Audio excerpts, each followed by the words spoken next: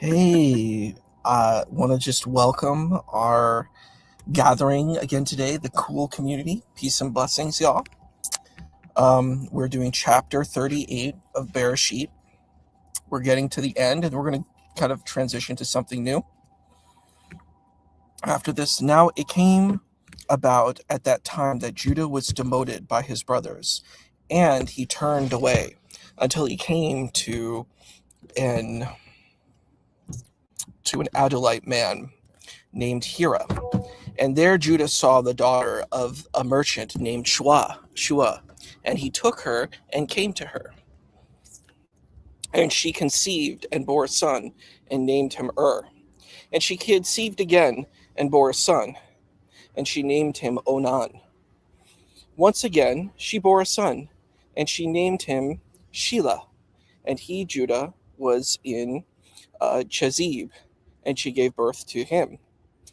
And Judah took a wife for his firstborn, named Tamar. Now Judah's firstborn, was evil in the eyes of the Lord, and the Lord put him to death. So Judah said to Onan, "Come to your brother's wife, and perform the rite of the Levirate, and raise up progeny for your brother." Hi.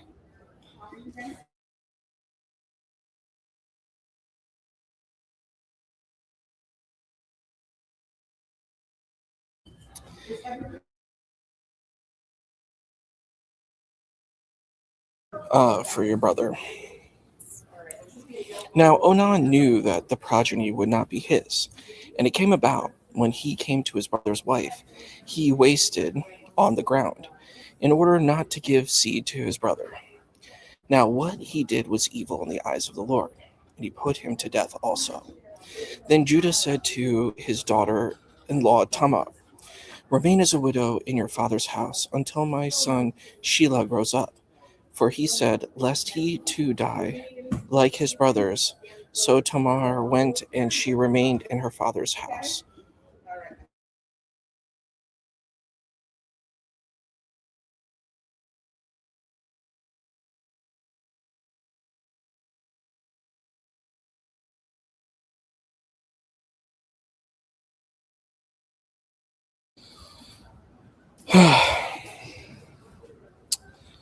um, okay, so Tamar went, and she remained in her father's house. Many days passed, and Shua's daughter, Judah's wife, died. And Judah was consoled, and he went up to watch over his sheep shearers, he and Hira, his Adulamite friend, to Timnah. And it was told to her Tamar, saying, "Behold, your father-in-law is going up to Timnah to shear his sheep." So he took off her widow's garb, covered with a veil, and covered her face. And she sat down at the crossroads, that were on the way to Timnah. And she saw that Shelah had grown up. But as for her father, she was not given to him for a wife. When Judah saw her, he thought she was a harlot, because she covered her face. So he turned aside toward her to the road, and he said, "Get ready now, I will come to you." For he did not know that she was his daughter-in-law. And she said, "What will you give me that you should come to me?" And he said, "I will send a kid from the herd." And she said, "If you give me a pledge until you send." So he said, "What pledge that I should give you?" And she said, "Your signet, your cloak, and the staff that is in your hand." So he gave him to her. And he came to her, and she conceived his likeness. Then she arose and went away, and she took off her veil, and she donned her widow's garb. And Judah sent the kid by the hand of his Adulamite friend to take the pledge from the woman's hand. But he did not find her. So he asked the people of the place, saying, "Where is the harlot who was at the crossroads on the way?" And they said, "No harlot was here." So he returned to Judah, and he said, "I have not found her." And the people of the place also said, "No harlot was here." So Judah said, "Let her take for herself, lest we become a laughingstock. Behold, I sent this kid but you did not find her. Now it came about after nearly 3 months that it was told to Judah, saying, Your daughter-in-law Tamar has played the harlot, and behold, she is pregnant from harlotry.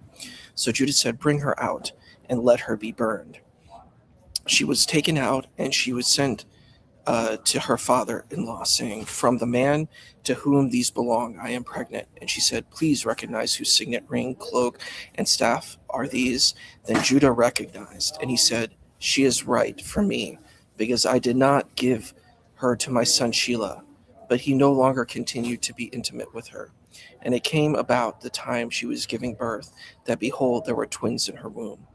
And it came about when she gave birth, that he stretched out his hand. So the midwife took and bound a crimson thread on his hand, saying, This one came out first. And it came about, as he was drawing back his hand, behold, his brother emerged. And she said, with